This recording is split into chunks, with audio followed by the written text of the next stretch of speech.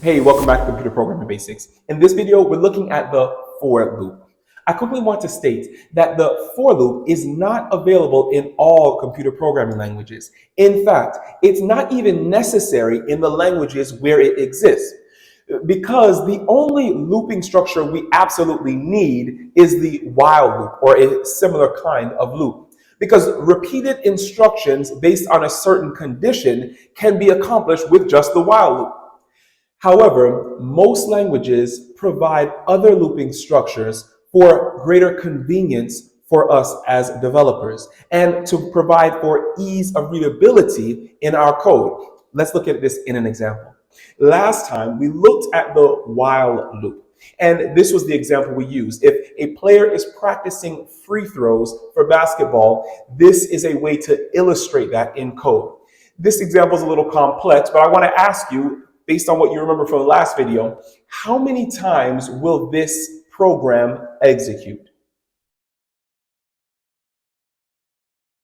You may not know, because I don't know, and really no one knows. It depends. What does it depend on? It depends on how often the player is able to make a basket.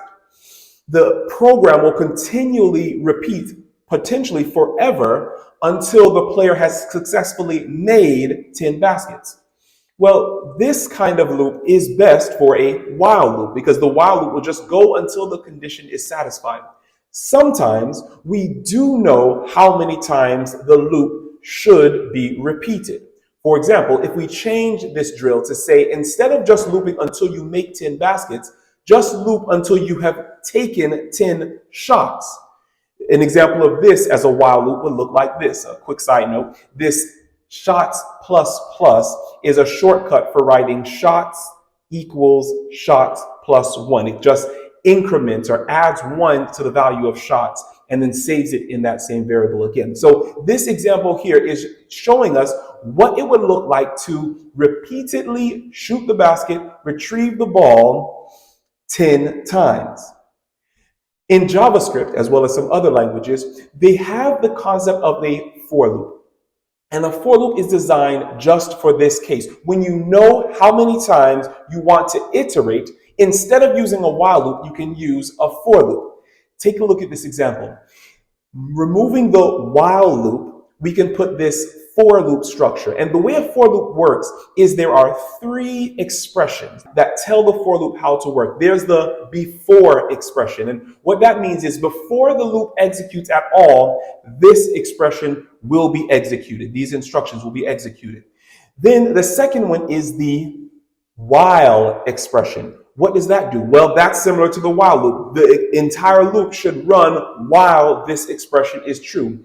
Finally, the third is the after expression. And the after, it's a little tricky. It doesn't happen after everything is done, but it happens after every iteration of the loop. What is an iteration? That's an execution of the loop. So just like we saw in the previous example, look how everything fits in here. We bring the initialization of the shots variable into the before expression place.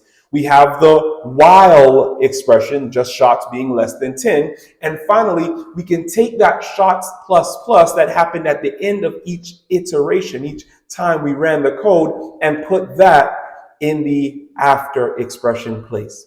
So this is an example of a for loop. It might be a little intimidating and confusing, but taking a look at this and the example in the exercise, I think you're going to get it. So let's jump into the exercise. In the exercise, we're going back to the draw blocks function that we implemented in the previous video. And what we're going to do is change it from using the while loop that we used previously to using a for loop. In this example, we're going through each element of an array. And for loops are ideal for this function. It's very common use of for loops. And again, we're going to implement this using our before, while, and after expressions. Jump into it. Pretty sure you'll figure it out quickly, and I look forward to seeing you on our next and final video of Computer Programming Basics.